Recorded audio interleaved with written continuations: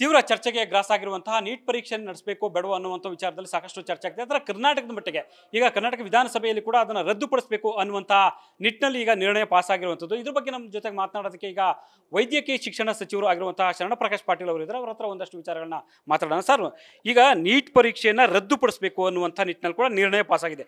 ಇದು ಪ್ರಾಕ್ಟಿಕಲ್ ಆಗಿ ಅಷ್ಟು ಸುಲಭ ಸಾಧ್ಯ ಇದೆಯಾ? ಅಲ್ಲ ನೋಡಿ, ಈ ನಿರ್ಣಯ ಮಂಡಿಸ್ತಕ್ಕಂಥ ಉದ್ದೇಶ ಏನಂತಂದರೆ, ಎಲ್ಲ ದಕ್ಷಿಣ ಭಾರತದ ರಾಜ್ಯಗಳು, ಅದು ತಮಿಳುನಾಡು ಇರ್ಬೋದು, ಕರ್ನಾಟಕ ಇರ್ಬೋದು, ಈವನ್ ಈಗ ತೆಲಂಗಾಣ, ಕೇರಳದಲ್ಲೂ ಕೂಡ ಒಂದು ಚಿಂತನೆ ಇದೆ.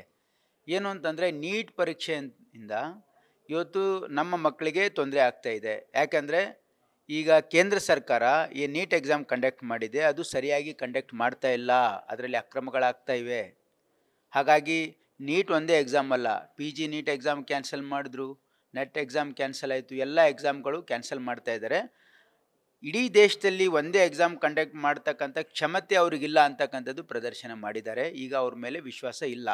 ರಾಜ್ಯಗಳಿಗೆ ಕೇಂದ್ರ ಸರ್ಕಾರ ಪಾರದರ್ಶಕವಾಗಿ ಈ ಒಂದು ಎಕ್ಸಾಮ್ ಮಾಡ್ತಕ್ಕಂಥ ಕ್ಷಮತೆ ಅವ್ರಿಗಿದೆ ಅಂತ ನಮಗೆ ಅವ್ರ ಮೇಲೆ ವಿಶ್ವಾಸ ಕಳ್ಕೊಂಡಿದ್ದಾರೆ. ಹಾಗಾಗಿ ಇಡೀ ದೇಶದ ಮಕ್ಕಳು, ಯುವಕರು, ವಿಶೇಷವಾಗಿ ವಿದ್ಯಾರ್ಥಿನಿಯರು ಇವತ್ತು ಭಾಳ ಅವರ ಭವಿಷ್ಯ ಆತಂಕದಲ್ಲಿರೋದ್ರಿಂದ ಅವರು ಭಯಭೀತರಾಗಿದ್ದಾರೆ. ಹಾಗಾಗಿ ನಾವು ಈ ಒಂದು ನಿರ್ಣಯವನ್ನು ಯಾಕೆ ಮಂಡಿಸಿದ್ದೀವಿ ಅಂದರೆ, ಇವರಿಗೆ ಕಂಡಕ್ಟ್ ಮಾಡೋಕ್ಕಾಗೋದಿಲ್ಲ. ಅದಕ್ಕೆ ಕರ್ನಾಟಕ ರಾಜ್ಯಕ್ಕೆ ತನ್ನದೇ ಆಗಿರ್ತಕ್ಕಂಥ CT ಕಂಡಕ್ಟ್ ಮಾಡಿರ್ತಕ್ಕಂಥ ಒಂದು ಇತಿಹಾಸ ಇದೆ ಪಾರದರ್ಶಕವಾಗಿ. ಹಾಗಾಗಿ ನಮಗೆ ನಾವು ಏನು ನಿರ್ಣಯ ಪಾಸ್ ಮಾಡಿದ್ದೀವಿ ಅಂದರೆ, ನಮ್ಮ ರಾಜ್ಯದ ಏನು CET ಎಕ್ಸಾಮ್ ಕಂಡಕ್ಟ್ ಮಾಡೋದಕ್ಕೆ ನಮಗೆ ಅವಕಾಶ ಕೊಡಬೇಕು ಅಂತ ಆ ಒಂದು ನ್ಯಾಷನಲ್ ಮೆಡಿಕಲ್ ಕಮಿಷನ್ ಆ್ಯಕ್ಟನ್ನು ತಿದ್ದುಪಡಿ ಮಾಡಿ ರಾಜ್ಯಗಳಿಗೆ ಅದನ್ನು ಬಿಟ್ಕೊಡಿ ಅಂತಕ್ಕಂಥ ಒಂದು ಒತ್ತಾಯದ ನಿರ್ಣಯವನ್ನು ನಾವು ಮಾಡಿದ್ದೀವಿ. ಇದರ ಲೀಗ್ಯಾಲಿಟಿಗೆ ಹೋದರೆ, ಇದು ತಮಗೆಲ್ಲ ಗೊತ್ತಿರೋ ಹಾಗೆ ನೀಟ್ ಪರೀಕ್ಷೆ ಸುಪ್ರೀಂ ಕೋರ್ಟಿನ ಜಜ್ಮೆಂಟಿನ ಆಧಾರದ ಮೇಲೆ 2016ರಲ್ಲಿ ಬಂದಿರತಕ್ಕಂಥದ್ದು.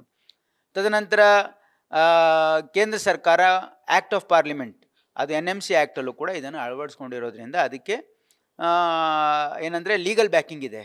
ನಾವು ಮಂಡಿಸಿರ್ತಕ್ಕಂಥ ನಿರ್ಣಯ ಅದು ಕೇಂದ್ರ ಸರ್ಕಾರಕ್ಕೆ ಒತ್ತಾಯ ಮಾಡೋದಕ್ಕೆ ಇದೆ ಅಂತಕ್ಕಂಥದ್ದು ನಾನು ಸ್ಪಷ್ಟಪಡಿಸ್ತಾ ಇದ್ದೇನೆ.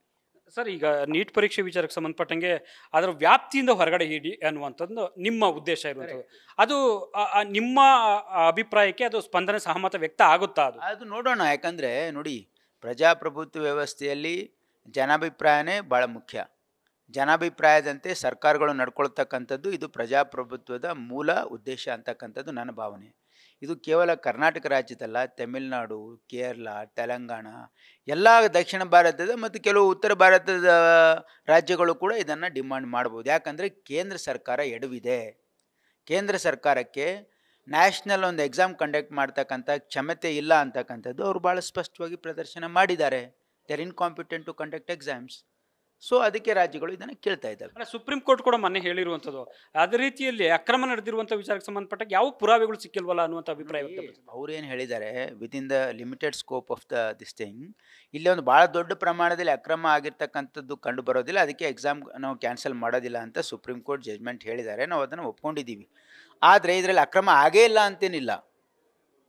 ಅದಕ್ಕೆ ಬೇರೆ ಬೇರೆ FIR ಆಗಿದೆ, CBI ಎನ್ಕ್ವೈರಿ ನಡೀತಾ ಇದೆ, ಇನ್ನು ಪೂರ್ತಿ ಅದರ ರಿಪೋರ್ಟ್ ಬಂದಿಲ್ಲ. ಹಾಗಾಗಿ ಇವತ್ತು ಸುಪ್ರೀಂ ಕೋರ್ಟ್ ನಿರ್ಣಯವನ್ನು ನಾವೆಲ್ಲ ಒಪ್ಕೊಳ್ಬೇಕಾಗುತ್ತೆ. ಅದರಲ್ಲೇನು ಪ್ರಶ್ನೆ ಇಲ್ಲ. ಆದರೆ ಮುಂದೆ ಈ ರೀತಿ ಎಷ್ಟು ಗೊಂದಲ ಆಯಿತು. ಇವತ್ತು ಮಕ್ಕಳು ಎಷ್ಟು ಆತಂಕದಲ್ಲಿದ್ದಾರೆ, ಮಕ್ಕಳಲ್ಲಿ ಎಷ್ಟು ಅತೃಪ್ತಿ ಇದೆ. ಇದು ಕೇಂದ್ರ ಸರ್ಕಾರ ನೋಡಿ, ಅವರು ಎಕ್ಸಾಮ್ ಕಂಡಕ್ಟ್ ಮಾಡುವಾಗ ಸ್ಟ್ಯಾಂಡರ್ಡ್ ಆಪ್ರೇಟಿಂಗ್ ಪ್ರೊಸೀಜರ್ಸನ್ನು ಫಾಲೋ ಮಾಡ್ತಾ ಇಲ್ಲ ಅಂತಕ್ಕಂಥದ್ದು ಭಾಳ ಸ್ಪಷ್ಟವಾಗಿ ಗೋಚರ ಆಗಿದೆ. ಹಾಗಾಗಿ ಇವತ್ತು ಕೇಂದ್ರ ಸರ್ಕಾರ ಈ ಒಂದು ದುಸ್ಸಾಹಸಕ್ಕೆ ಇನ್ನು ಮುಂದೆ ಕೈ ಹಾಕಬಾರ್ದು ಅಂತಕ್ಕಂಥದ್ದು ರಾಜ್ಯ ಸರ್ಕಾರದ ಜನಾಭಿಪ್ರಾಯದ ಮೇಲೆ ಮಾಡಿದ್ದೀವಿ ನಾವು. This is general opinion of the public. Tamil Nadu ಯಾವ ಥರ ಅಲ್ಲಿ ಈ ಮಾದರಿ ಇದೆ ಸರ್? ತಮಿಳುನಾಡು ಕೇಳಿರ್ತಕ್ಕಂಥದ್ದಕ್ಕೆ ನಮಗೆ ತಮಿಳುನಾಡು ನಿರ್ಣಯಕ್ಕೆ ಸ್ವಲ್ಪ ವ್ಯತ್ಯಾಸ ಏನಿದೆ ಅಂದರೆ, ಅವ್ರು ಎಂಟ್ರೆನ್ಸ್ ಎಕ್ಸಾಮೇ ಬೇಡ, ನಾವು PUC ಮಾರ್ಕ್ಸ್ ಮೇಲೆ ನಾವು ಮೆರಿಟನ್ನು ಡಿರೈವ್ ಮಾಡಬೇಕು ಅಂತ ಅವ್ರು ಕೇಳಿದ್ದಾರೆ. ಆದರೆ ನಾವು ಹಾಗೆ ಕೇಳಿಲ್ಲ. ನಾವೇನು ಹೇಳಿದ್ವಿ, ಸ್ಟೇಟ್ ಗೌರ್ಮೆಂಟಿಗೆ CET ಹ್ಯಾಗೆ ಕಂಡಕ್ಟ್ ಮಾಡ್ತಾಯಿತ್ತು, ಈ ಕಂಡಕ್ಟ್ ಮಾಡ್ತಾ ಇದೆ, ಅದೇ ರೀತಿ ಸ್ಟೇಟಲ್ಲೇ ನಾವು ಎಂಟ್ರೆನ್ಸ್ ಎಕ್ಸಾಮ್ ಕಂಡಕ್ಟ್ ಮಾಡೋದಕ್ಕೆ ಅವಕಾಶ ಕೊಡಬೇಕು ಅಂತಕ್ಕಂಥದ್ದು ಕೇಳಿದ್ದೀವಿ. That's the only difference between Tamil Nadu and Karnataka government's resolutions. Sir, ಈ ರೀತಿ ಬೆಳವಣಿಗೆ ವಿದ್ಯಾರ್ಥಿಗಳಲ್ಲಿ ಒಂದಷ್ಟು ಗೊಂದಲಗಳು ನಿರ್ಮಾಣಕ್ಕೆ ಕಾರಣ ಆಗೋದಿಲ್ಲ? ಇಲ್ಲ, ಸದ್ಯಕ್ಕೆ ನೋಡಿ, this is the opinion of the government. ಇದಕ್ಕೆ ಕಾನೂನಾತ್ಮಕವಾಗಿ ಏನು ಸಾಧ್ಯತೆ ಇದೆ ಅದೇ ಆಗ್ತದೆ. ಈಗ ಸದ್ಯಕ್ಕೆ ಈಗ ಆ್ಯಕ್ಟ್ ಆಫ್ ಪಾರ್ಲಿಮೆಂಟ್ ಇರೋದ್ರಿಂದ ಸುಪ್ರೀಂ ಕೋರ್ಟ್ ಜಜ್ಮೆಂಟ್ ಇರೋದ್ರಿಂದ ನೀಟ್ ಎಕ್ಸಾಮೇ ಕಂಡಕ್ಟ್ ಮಾಡ್ತಾರೆ. ಇದು ಕೇಂದ್ರ ಸರ್ಕಾರದ ಮೇಲೆ ಒತ್ತಡ ಹೇರಲಿಕ್ಕೆ ಮಾಡಿರ್ತಕ್ಕಂಥದ್ದು. ಹಾಗಾಗಿ ಕೇಂದ್ರ ಸರ್ಕಾರ ಇದ್ರ ಬಗ್ಗೆ ಒಂದು ನಿರ್ಣಯವನ್ನು ಅವ್ರು ತೆಗೆದುಕೊಳ್ಬೇಕಾಗ್ತದೆ, ರಾಜ್ಯ ಸರ್ಕಾರಗಳ ಅಭಿಪ್ರಾಯ. ಯಾಕಂದ್ರೆ ಒಕ್ಕೂಟದ ವ್ಯವಸ್ಥೆಯಲ್ಲಿ ಇದ್ದೀವಿ ನಾವು. ಹಾಗಾಗಿ ಇದು ಅವರು ಈ ನಿರ್ಣಯ ತೆಗೆದುಕೊಳ್ಬೇಕು ಅಂತಕ್ಕಂಥದ್ದು ಇದು ಒಕ್ಕೂರಲಿನ ನಮ್ಮ ವಿಧಾನಸಭೆಯ ಒಂದು ವಿಧಾನ ಪರಿಷತ್ತಿನ ಒಂದು ನಿರ್ಣಯ ಆಗಿದೆ. ಸರ್, ಈಗ ಏಮ್ಸಲ್ಲೆಲ್ಲ ಬೇಕಾದ್ರೆ ವಿದ್ಯಾರ್ಥಿಗಳು ವ್ಯಾಸಂಗ ಮಾಡಬೇಕಂದ್ರೆ ನೀಟ್ ಸಹಜವಾಗಿ ಆಗಿರಲೇಬೇಕಾಗುತ್ತೆ ಅನ್ನುವಂಥದ್ದು ಕೂಡ ಒಂದು ಚರ್ಚೆ ಇದೆ. ಸೊ ಹಾಗಾಗಿ ಈಗ ನೀವು ಇಲ್ಲಿನ ಪರೀಕ್ಷೆ ಪದ್ಧತಿಗಾದ್ರೆ ಅಲ್ಲಿ ಅವಕಾಶಗಳು ವಂಚಿತರಾಗ್ತಾರೆ ಅಂತ ಅನ್ಸೋದಿಲ್ಲ? ಹಾಗೇನಿಲ್ಲ ನೋಡಿ, ಹಿಂದೆನೂ ಕೂಡ ರಾಜ್ಯಗಳು ಎಂಟ್ರೆನ್ಸ್ ಎಕ್ಸಾಮ್ ಕಂಡಕ್ಟ್ ಮಾಡುವಾಗಲೂ ಕೂಡ ಒಂದು ಆಲ್ ಇಂಡಿಯಾ ಎಂಟ್ರೆನ್ಸ್ ಕೂಡ ಇರ್ತಾ ಇತ್ತು. ಆಲ್ ಇಂಡಿಯಾ ಎಂಟ್ರೆನ್ಸ್ ಲಿಮಿಟೆಡ್ ಇತ್ತು ಅದು. ಅಂದರೆ ನಾವು ಯಾವುದೇ ರಾಜ್ಯ ಇವತ್ತು ಕೇಂದ್ರ ಸರ್ಕಾರಕ್ಕೆ ಅಂದರೆ ಆಲ್ ಇಂಡಿಯಾ ಎಂಟ್ರೆನ್ಸಿಗೆ 15% ಸೀಟ್ ಕೊಡ್ತಾ ಇದ್ದೀವಿ ನಾವು. ನಮ್ಮ ಗೌರ್ಮೆಂಟ್ ಕಾಲೇಜಸಲ್ಲಿ ಹೇಳ್ತಾ ಇದ್ದೀನಿ ನಾನು, ಎಲ್ಲ ಗೌರ್ಮೆಂಟ್ ಕಾಲೇಜಸಲ್ಲೂ ಕೂಡ 15% ಸೀಟ್ ಆಲ್ ಇಂಡಿಯಾ ಕೋಟಾ ಅಂತ ಕೊಡ್ತಾಯಿವಿ. ಅದಕ್ಕೆ ಅವ್ರು ಕಂಡಕ್ಟ್ ಮಾಡ್ತಾಯಿದ್ರು. ಈಗ ಎಂಟೈರ್ ದೇಶಕ್ಕೇ ಒಂದೇ ಎಕ್ಸಾಮ್ ಕಂಡಕ್ಟ್ ಮಾಡೋದಕ್ಕೆ ಅಷ್ಟು ಅವ್ರಿಗೆ ಕ್ಷಮತೆ ಇಲ್ಲ. ಯಾಕಂದರೆ ನಂಬರ್ ಆಫ್ ಸ್ಟೂಡೆಂಟ್ಸ್ ಅಲ್ಲಿ ಅಟೆಂಡ್ ಮಾಡ್ತಾಯಿದ್ರಲ್ಲಿ ಕಮ್ಮಿ ಇರ್ತಾಯಿದ್ರು. ಈಗಲೂ ಕೂಡ ಯಾರು ಆಲ್ ಇಂಡಿಯಾ ಬರಿಬೋದು, ಅವರು ಲಿಮಿಟೆಡ್ ಆಲ್ ಇಂಡಿಯಾ ಕೋಟಾ ಮಾಡ್ಬೋದು. ಅವರು ಪೂರ್ತಿ ದೇಶಕ್ಕೇ ಅವರು ಮಾಡ್ತಕ್ಕಂಥದ್ದಕ್ಕೆ ಅವರು ಅಷ್ಟು ಸಮರ್ಥರಿಲ್ಲ ಅಂತಕ್ಕಂಥದ್ದು ಅವರೇ ಪ್ರದರ್ಶನ ಮಾಡಿದ್ದಾರೆ. ಅದಕ್ಕೆ ಪ್ರಶ್ನೆ ಉದ್ಭವ ಆಗಿದೆ. ಸರ್, ಬೇರೆ ರಾಜ್ಯದ ವಿದ್ಯಾರ್ಥಿಗಳು ಹೆಚ್ಚು ಸ್ಥಾನಗಳನ್ನು ಪಡಿತಿದ್ದಾರೆ ಅನ್ನುವಂಥ ಆತಂಕ ಸಹಜವಾಗಿದೆಯಾ ಈಗ? ಇಲ್ಲ ನೋಡಿ, ಇದು ಆದರೆ ಆ ರೀತಿ ಯಾವುದೇ ಆತಂಕ ಪಡಬೇಕಾಗಿರ್ತಕ್ಕಂಥ ಅಗತ್ಯ ಇಲ್ಲ. ಯಾಕಂದರೆ ಸಾಕಷ್ಟು ಸೀಟು ನಮ್ಮ ಕರ್ನಾಟಕ ರಾಜ್ಯದ ಮಕ್ಕಳಿಗೆ ನಾವು ಸರ್ಕಾರಿ ಮೆಡಿಕಲ್ ಕಾಲೇಜ್ ಇದೆ ಮತ್ತು ಪ್ರೈವೇಟ್ ಕಾಲೇಜಲ್ಲೂ ಕೂಡ ಸರ್ಕಾರಿ ಮೆಡಿಕಲ್ ಕಾಲೇಜು ಕೋಟಾ ಕೊಡ್ತಾ ಇವೆ. 40%, ಮೈನಾರಿಟಿ ಕಾಲೇಜ್ ಇದ್ದರೆ 25%. ಹಾಗಾಗಿ ಬೇರೆಯವ್ರಿಗೆ ನಮ್ಗಿಂತ ಜಾಸ್ತಿ ಸೀಟೇನು ಹೋಗ್ತಾ ಇಲ್ಲ. ಆಲ್ ಇಂಡಿಯಾ ಕೋಟಾ ಕೆಲವೊಂದು ಸೀಟ್ ಇವೆ, ಅದರಲ್ಲಿ it is all by merit. ಹಾಗೇನು ಆತಂಕ ಪಡ್ತಕ್ಕಂಥ. ಸರ್, ಈಗ ನಿರ್ಣಯ ಪಾಸ್ ಮಾಡಿದ್ರ, ಈಗ ಒಂದು ವೇಳೆ ನಿಮ್ಮ ನಿರ್ಣಯಕ್ಕೆ ಅಥವಾ ನಿಮ್ಮ ಅಭಿಪ್ರಾಯ ಕೇಂದ್ರ ಸರ್ಕಾರ ಸ್ಪಂದಿಸ್ತಿಲ್ಲ ಅಂದ ಸಂದರ್ಭದಲ್ಲಿ ನಿಮ್ಮ ಮುಂದಿನ ನಡೆ ಏನಾಗಿರುತ್ತೆ? ಅದು ನೋಡೋಣ. ಮುಂದಿನ ಆಯಾಮಗಳು ನಾವೆಲ್ಲ ಚರ್ಚೆ ಮಾಡಿ ಜನಾಭಿಪ್ರಾಯ ಸಂಗ್ರಹ ಮಾಡಿ ಮುಂದಿನ ನಿರ್ಣಯ ಮುಂದೆ ನೋಡೋಣ. What is to be done.